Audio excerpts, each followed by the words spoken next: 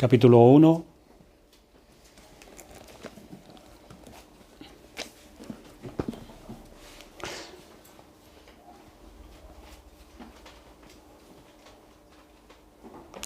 Versículo 6 al versículo 9.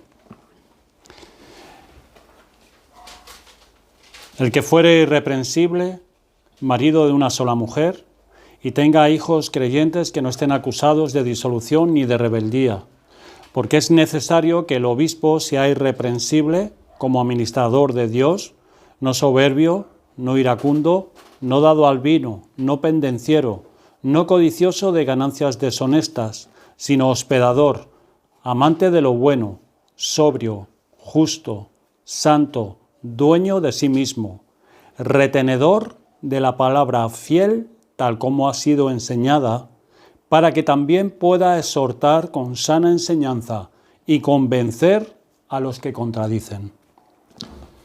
Vamos a pedir la ayuda al Señor. Padre, te damos gracias por ser con nosotros, por estar en medio de tu pueblo. Ahora en estos momentos queremos pedir tu ayuda, ya que estamos físicamente aquí en cuerpo, pero sabemos, Señor, por nuestra debilidad que podemos ausentarnos de nuestro espíritu y estar aquí físicamente, pero nuestra mente estar en otros lugares y no entender, no oír y no ser transformados con tu verdad. Ayúdanos, Señor. Sabemos también las argucias del enemigo, de Satanás, que trae sentimientos, trae pensamientos y nos distrae para que no podamos oír tu verdad ni entenderla. Ayúdanos, Señor, guarda nuestros corazones, que podamos escuchar como tú quieres y así te podamos adorar desde nuestra silla, ahí sentados, con la disposición, Señor, que tú quieres. Corazones, Señor, entregados y el oído para oír tu verdad y obedecerla. Ayúdanos, Señor, a guardar estas cosas. Ayúdanos, te lo pedimos en el nombre de Cristo. Amén. Amén. Retenedor de la palabra fiel, tal como ha sido enseñada. El Señor Jesucristo ha encomendado a su iglesia, que la ha establecido por toda la tierra, para que predique, enseñe y viva la verdad. La verdad acerca de la condición y estado del hombre. Su verdad acerca de la vida y de la muerte. Acerca de cómo es el Dios vivo y verdadero, creador de todas las cosas. La verdad, cómo el hombre puede conocerlo y reconciliarse con él y vivir delante de él agradándole. Esta verdad con suma facilidad puede ser mezclada con otras corrientes, ideas y filosofías, o puede desviarse por otros senderos distintos que nuestro Señor y sus santos apóstoles nos mostraron. Por tanto, una necesidad de primer orden es que nosotros seamos sensibles y conscientes al engaño, a este serio peligro, y tengamos a mano el antídoto que Dios nos ha dado para combatirlo. Esto es lo que queremos desarrollar con una serie como esta sobre la reforma de la Iglesia. Estamos viviendo en un entorno que presenta un peligro serio para la verdad y el Evangelio de Cristo, y Él nos ha encargado guardar y sostener como Iglesia.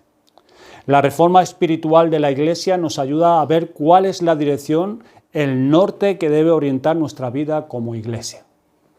La carta a Tito nos es de gran ayuda al respecto. Presenta el Evangelio que tenemos que predicar, enseñar y aplicar.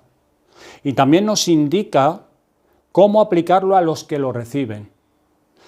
Pero hacerlo de tal manera que los hombres maduros y jóvenes y las mujeres maduras y jóvenes lleguen a ser la clase de hombres y mujeres que aquí nos presenta en esta epístola. El Evangelio de Cristo puede, por la obra del Espíritu Santo, pulir en nosotros esta clase de carácter. Pues eso será entregarse a la reforma. No obstante, estamos mirando los ministros que deben estar al frente de esa iglesia que se entrega a la reforma. Los ancianos o pastores de la iglesia tienen que estar bajo la verdad del Evangelio de tal manera que lo que dice en el versículo del 5 al 9 asome y se vea en sus vidas. Esto es lo que nos ha ocupado estas últimas semanas y vamos a cerrar este apartado hoy con el versículo 9 y algunas ideas generales. Al llegar a este requisito, en el cual acabamos de leer, retenedor de la palabra fiel, tal como ha sido enseñada, se menciona una gracia requerida de forma exclusiva al que aspira al oficio pastoral. Debe de ser distintivo solo en estos creyentes, no es para los demás.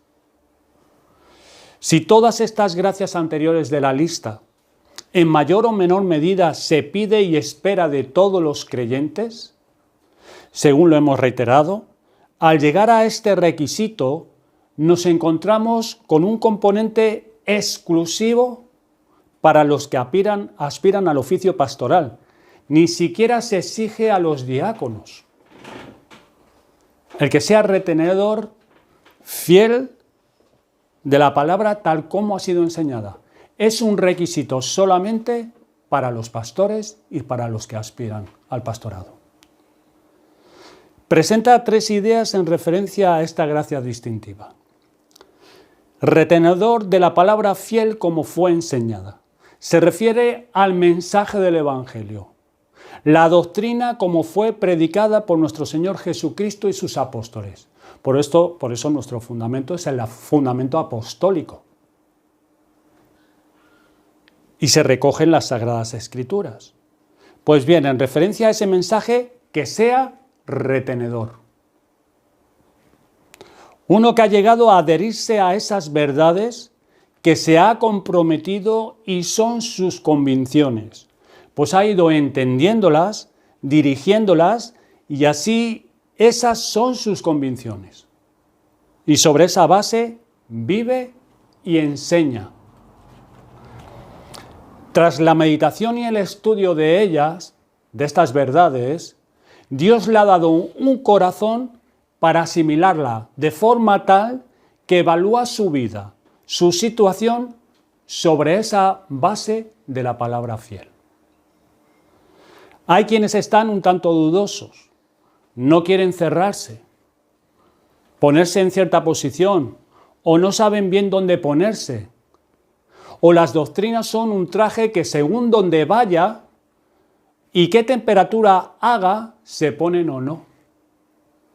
Porque no tienen el corazón afirmado en esas doctrinas. Ustedes me entienden lo que les estoy diciendo, ¿no? En cambio, el que es retenedor ha meditado en esas doctrinas. Las ha ido asimilando de tal manera que la retiene sólidamente para enseñarla, primeramente, a su alma y con ella tratar su corazón, y de ahí que se haya ido fraguando el carácter de Tito 1, del versículo del 5 al 8. Y también sobre esa misma base ha ido formando su criterio para pensar y evaluar su vida.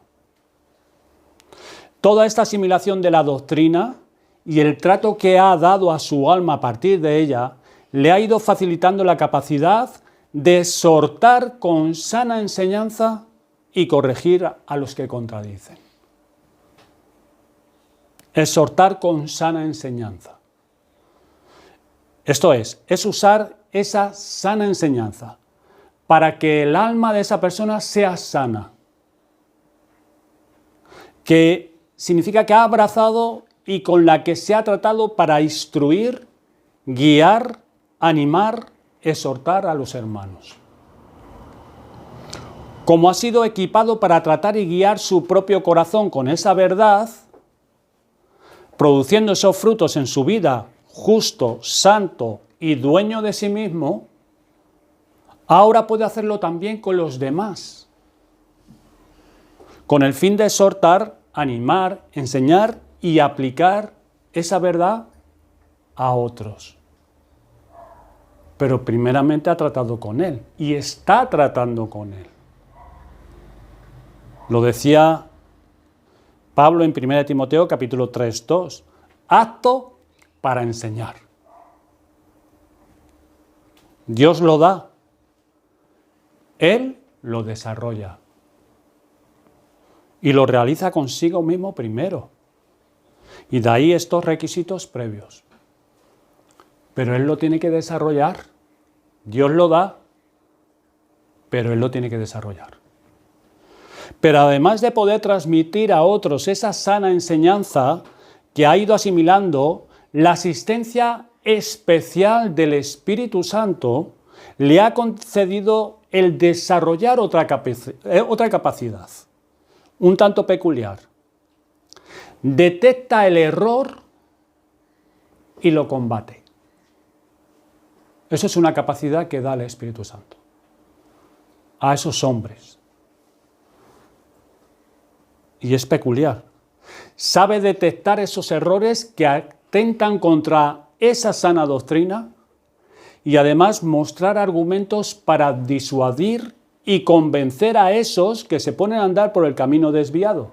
Recordar 2 Timoteo 2, 24-25, que dice, porque el siervo del Señor no debe ser contencioso, sino amable para con todos, apto para enseñar, sufrido, que con mansedumbre corrija a los que se oponen, por si quizá Dios les conceda que se arrepientan para conocer la verdad. Detectar el error y combatirlo. ¿Pero cómo? Corrigiendo, viendo el error doctrinal, el error, y combatirlo, corrigiendo.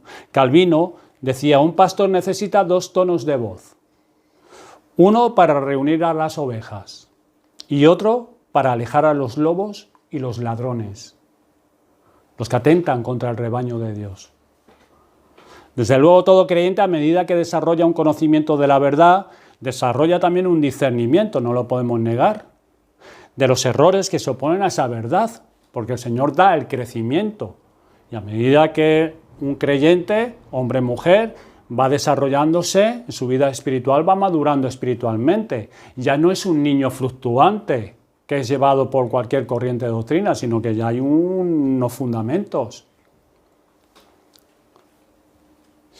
Y bueno, todos sabemos cuando un pequeño está malo. Tú sabes cuando tu hija pequeña está mala, porque tú la has conocido cuando está sana. Y tú sabes que algo no va bien en ella, algo le pasa. Pero solo el especialista sabrá evaluar el grado de peligro real y posibles consecuencias de esa enfermedad y poder combatir eso. Tú no. Tú sabes que algo le pasa, pero tú no sabes cómo tratar eso. Tú no sabes realmente el peligro.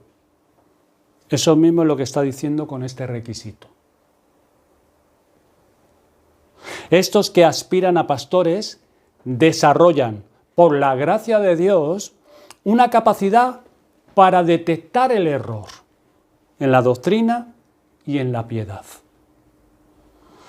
Un hombre que está desarrollando esta gracia tiene un panorama más amplio de la vida espiritual, de la madurez, del corazón del hombre, de las doctrinas, del proceder de Cristo, que le permite ser atalaya en la congregación. Que detecte el peligro cuando se acerca y pueda dar el antídoto para librar del error al pueblo de Dios. En conexión con esto, Pablo expone a Tito en los versículos 10, 11 y 16, dada la importancia de este punto. Y nos dice así, porque hay aún muchos contumaces, habladores de vanidades y engañadores, mayormente los de la circuncisión, los judaizantes en aquella época, a los cuales es preciso tapar la boca, que trastornan casas enteras, enseñando por ganancia deshonesta lo que no conviene. Profesan conocer a Dios, pero con los hechos lo niegan, siendo abominables y rebeldes, reprobados en cuanto a toda buena obra. La sana doctrina, hermanos, y la piedad que es conforme a esta, va a ser amenazada de muchas formas y de muchas maneras. Y muchos son los que van llevando estos errores espirituales.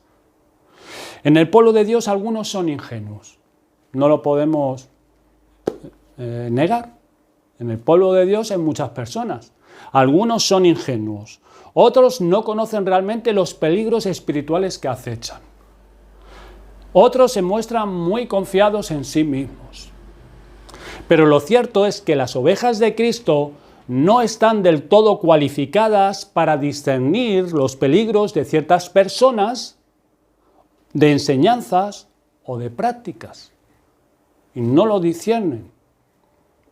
Por eso Cristo ha puesto entre ellos hombres que, además de desarrollar las gracias cristianas comunes de todo verdadero hijo de Dios, pueden guardar al pueblo de Dios de males y errores, ya sean doctrinas o personas.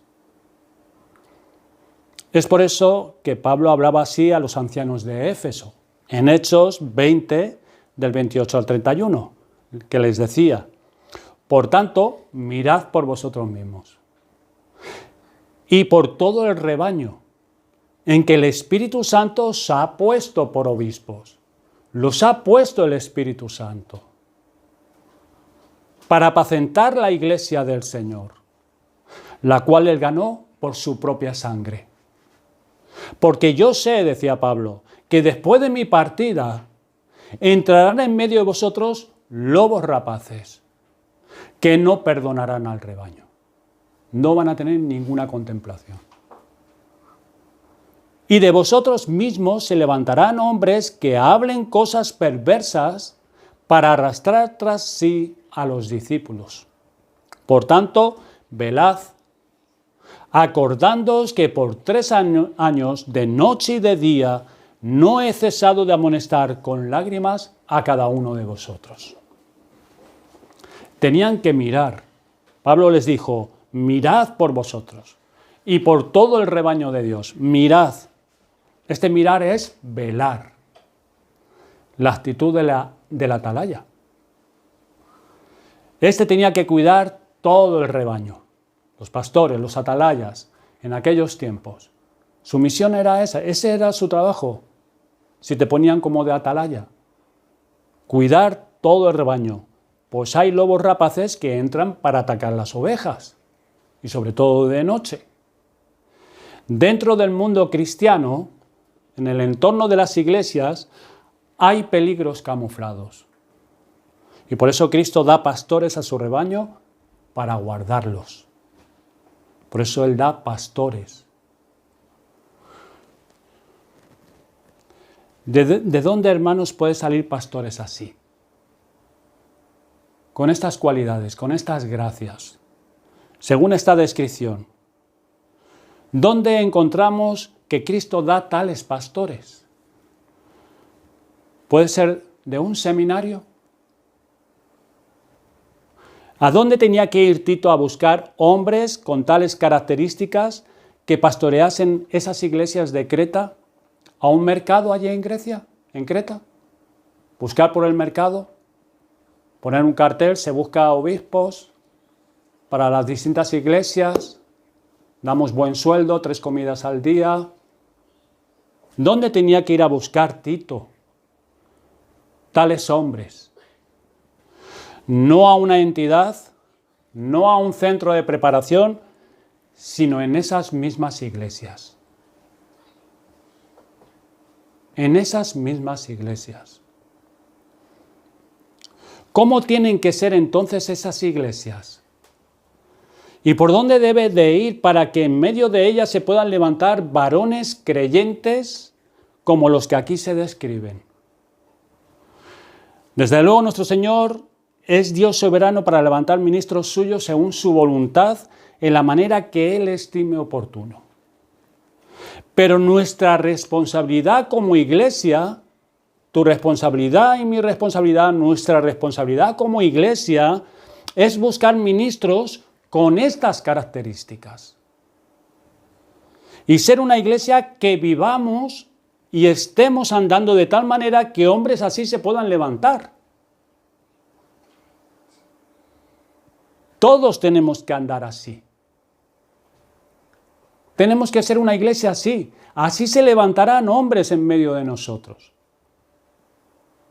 Porque todos estamos andando así y buscando esto. ¿Qué les parece que podamos ser una iglesia en la cual el Rey Jesucristo puede llamar a hombres como ministros suyos para apacentar por medio de ellos a su pueblo? ¿Nosotros qué tenemos que ver con eso? Puede que alguno diga. Eso es cosa de nuestro Señor. Y esas palabras suyas que con frecuencia leemos y decimos en Mateo 9:38, en las que Cristo mismo pide a sus discípulos que se involucren seriamente a través de la oración para que Dios levante y envíe obreros a su mies, es nuestra responsabilidad. De que nosotros vivamos así, promovamos esto y pidamos esto. Yo no sé si tú lo estás pidiendo, si realmente seriamente estás orando por esto, si tú realmente ves la importancia de esto.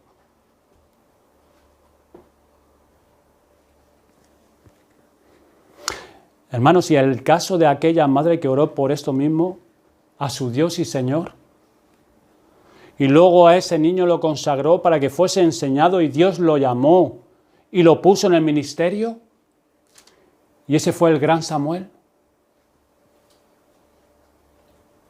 ¿Tuvo algo que ver esa madre en todo este llamamiento y ministerio de su hijo? Sí, antes de nacer, este niño. Ya ella oraba. Y en la infancia y la juventud lo puso al cuidado de aquellos que le enseñaron.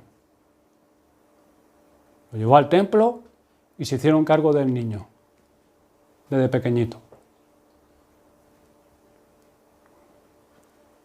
Habrá mujeres aquí en esta iglesia, en esta pequeña congregación que estamos en formación. Habrá mujeres entre nosotros que por amor a la iglesia de Cristo se entrega a la oración seriamente,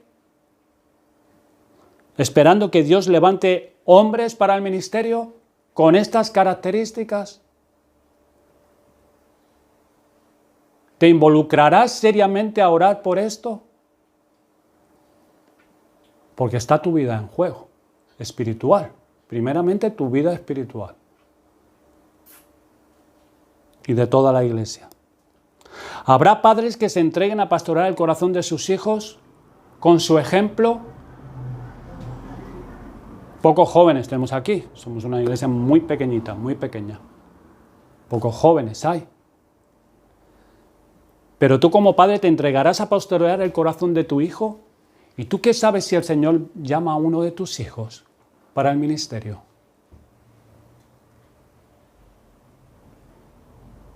No lo sabemos. Y trabajar con ellos con la meta más elevada delante de Tito 1, versículos 5 al 9.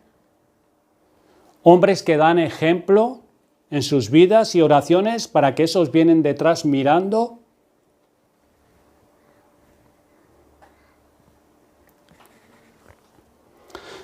Hemos estado reiterando ampliamente que los requisitos que Cristo presenta para todo aspirante al oficio de pastor se ajusta a lo que un cristiano genuino debe aspirar.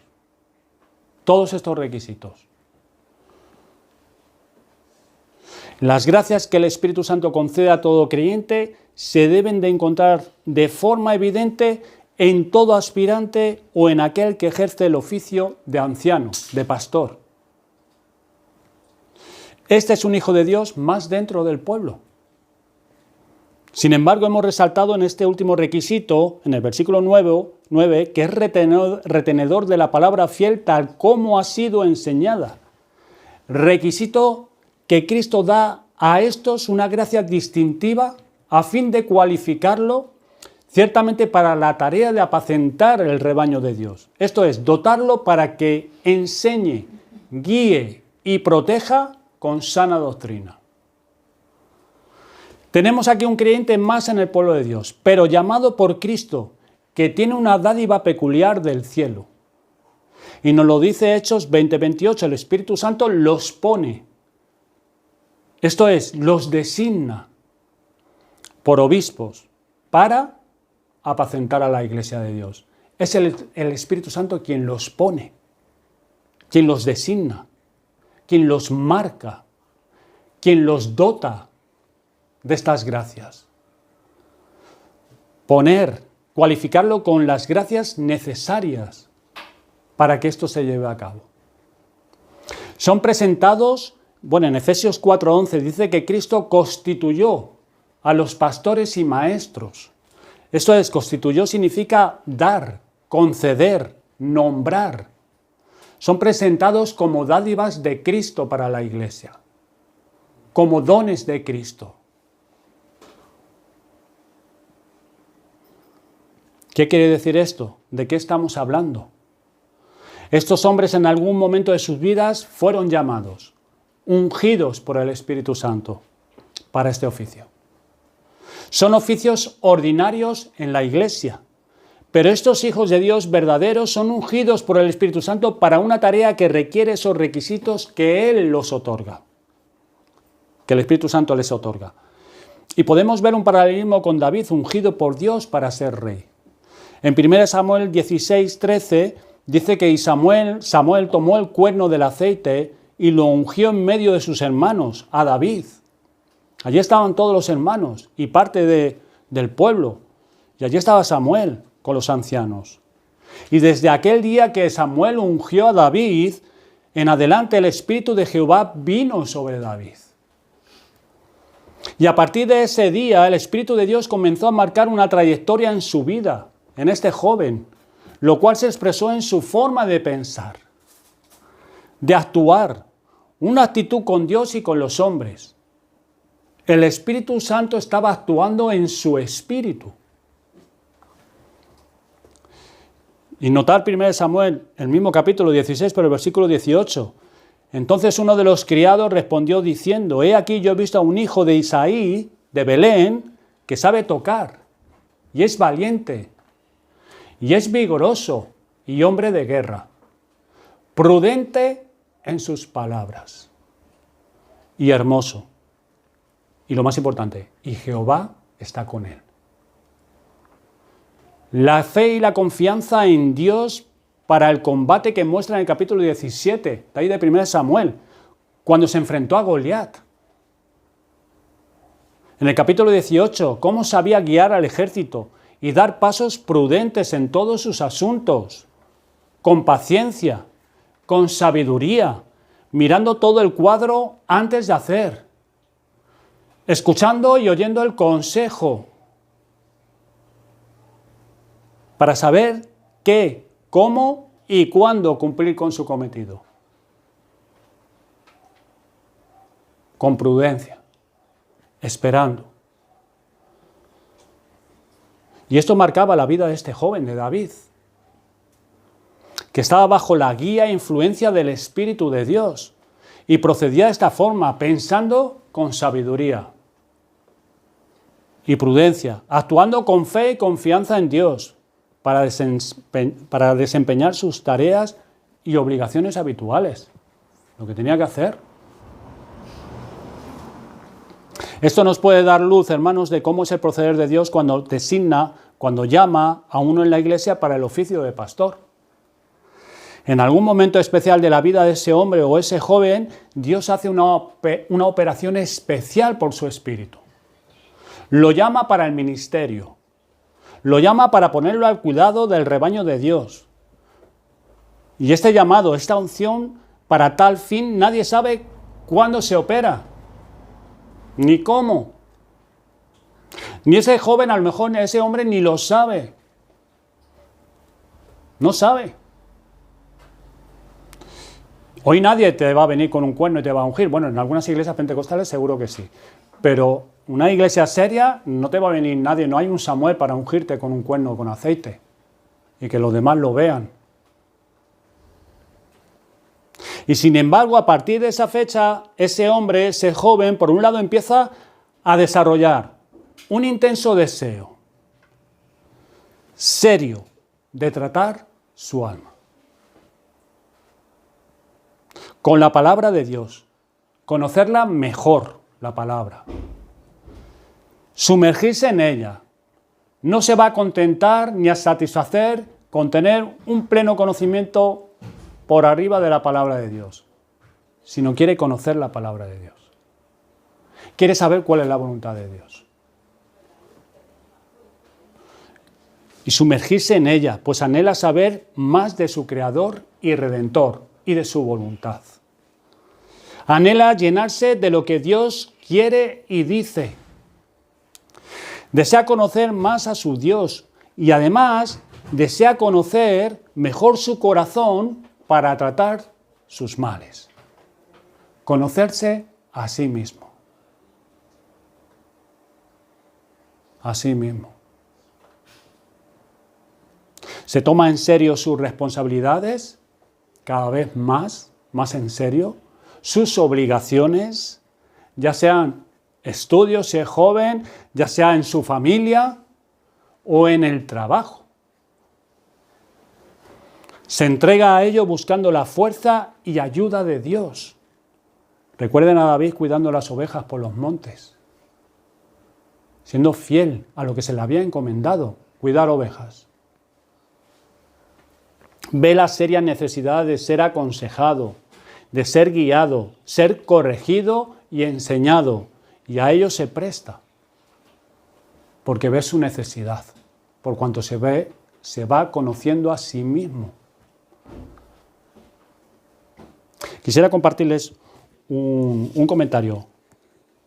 Es de un obispo de Roma. Bueno, dicen que el mayor obispo, el más grande que ha tenido Roma. Fue pastor de esa congregación en finales del siglo V a primeros del siglo VI. Y le llamaban Gregorio el Grande. Miren lo que dice. El pastor debe crucificar el deseo de ser popular. El pastor debe mantenerse vigilante consigo mismo, no sea que lo ataquen las ansias de ser popular. Cuando estudie para entender las cosas espirituales y al ministrarle a su congregación, debe cuidar de no intentar hacer que ésta lo ame más a él que a la verdad.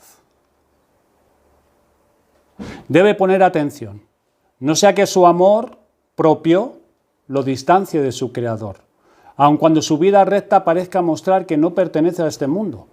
Y es que un hombre se convierte en enemigo del Redentor si, por sus buenas obras, codicia el ser amado por la Iglesia en lugar de ser amado por Cristo. Del mismo modo que un siervo enviado por el novio con regalos para la novia es culpable de pensamientos traicioneros si desea atraer la mirada de ella hacia sí mismo.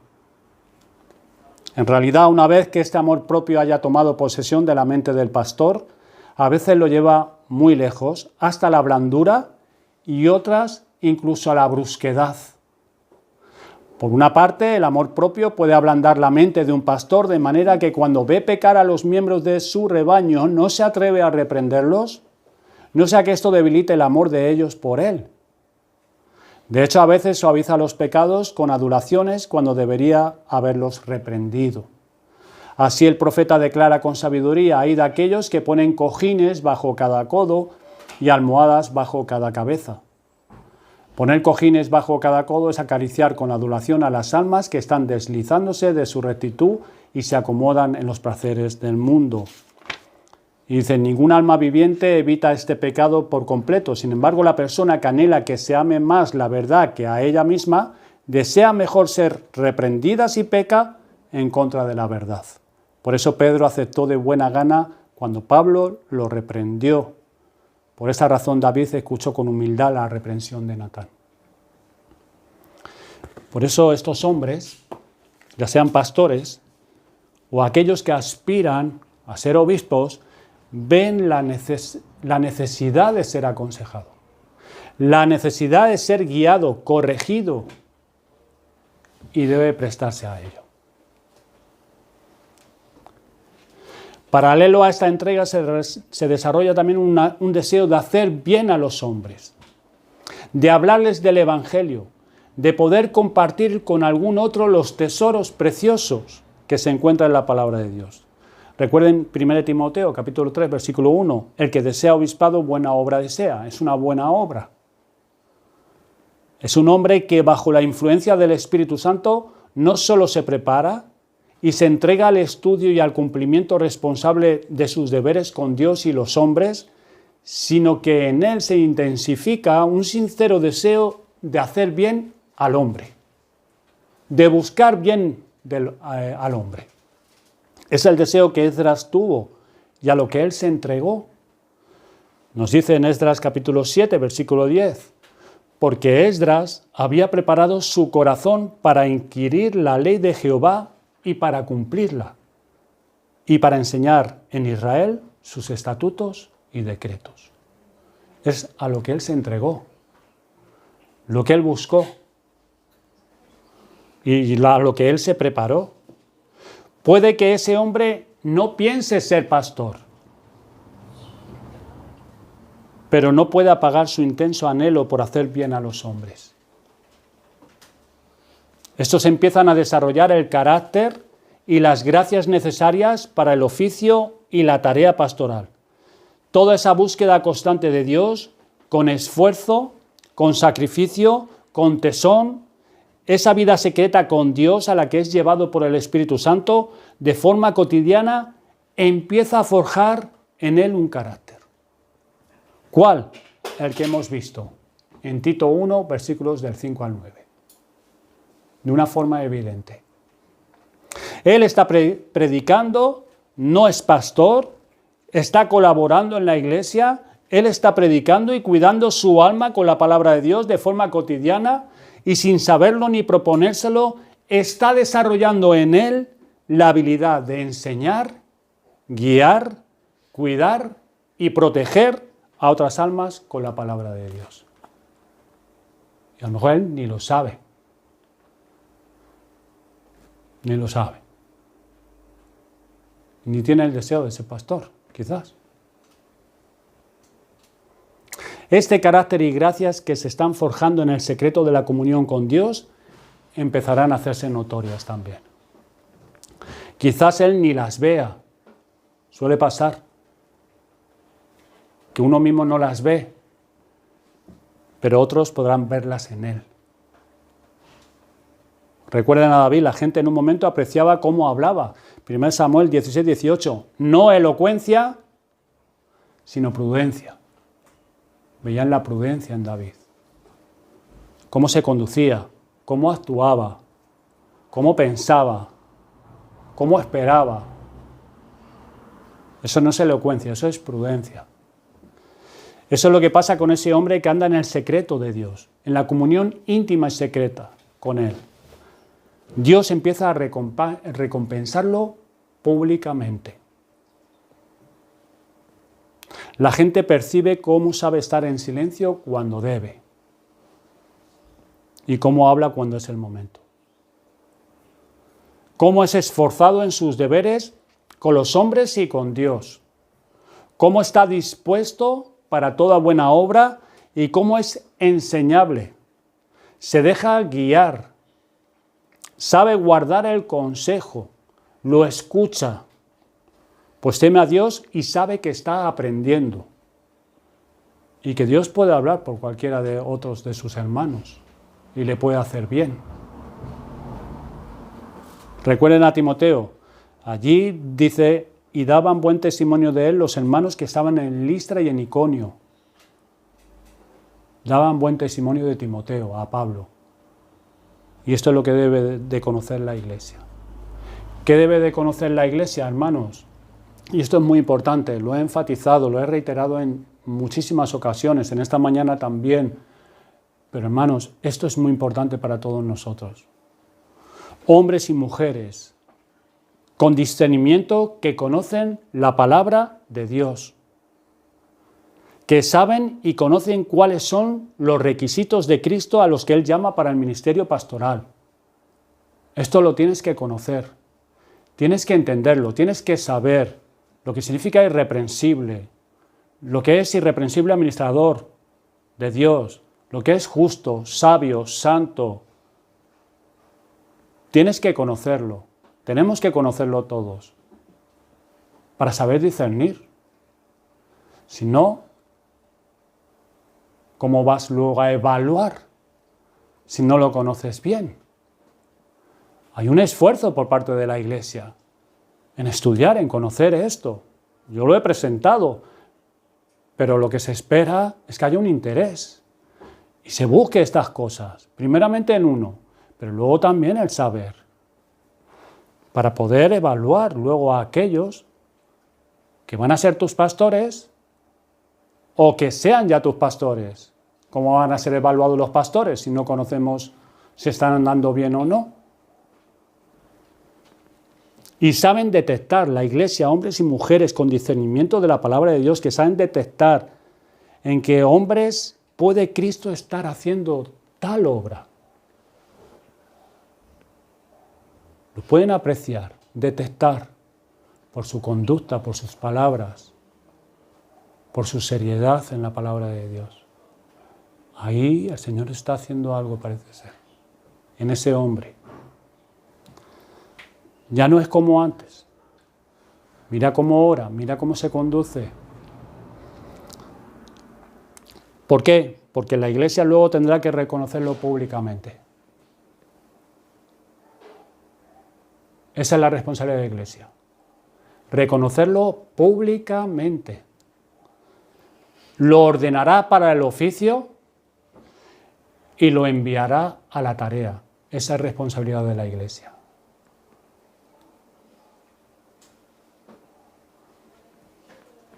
Y esto está en la palabra de Dios. Esto no es que esto sea aquí porque aquí somos reformados bautistas y entonces, bueno, tenemos la confesión de fe y esto aquí para ordenar pastores, evaluarlos y ponerlos en la tarea solamente se hace aquí, en la iglesia bautista reformada. Pero en la demás iglesia, esta es la palabra de Dios. Estos son los requisitos de Cristo. Esto es como Cristo quiere. Y es así, nuestra responsabilidad. Y así, hermanos, más o menos es como Cristo da pastores a su amada iglesia para hacer que su reino se extienda, que sus redimidos sean edificados y guardados de los errores y hombres perdidos sean traídos a la obediencia de Cristo. ¿Y cómo son estos hombres que Cristo da a su iglesia, que por medio de ellos será extendido el reino de Cristo en esta tierra? Pues hermanos, hombres falibles, hombres débiles y pecadores, pero que Él llama, unge, dota, capacita y luego a través de su iglesia constituye y envía. Así son estos hombres. ¿Seremos nosotros una iglesia donde puedan levantarse hombres así? ¿Buscaremos y pediremos tales hombres al Señor de la mies?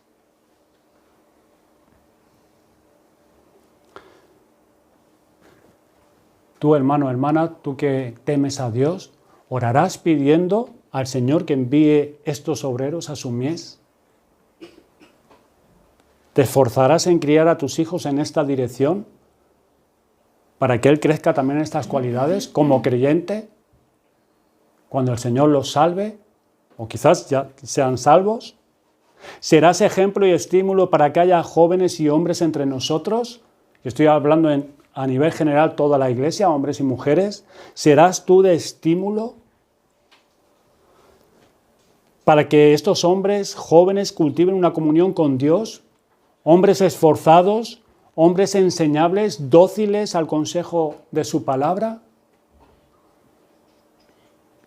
Cuánto bien ha hecho y hace Dios por medio de estos ministros suyos en este mundo y a la iglesia. Son dones de Cristo para su amada iglesia. Pues seamos nosotros, hermanos, una iglesia que se toma en serio la reforma espiritual, en la cual hombres y jóvenes como estos que hemos descrito aquí puedan desarrollarse y formarse para la gloria de nuestro Señor Jesucristo y su evangelio y el bien de todos los hombres. Pidamos estas cosas al Señor y las busquemos seriamente. Vamos a orar, Señor.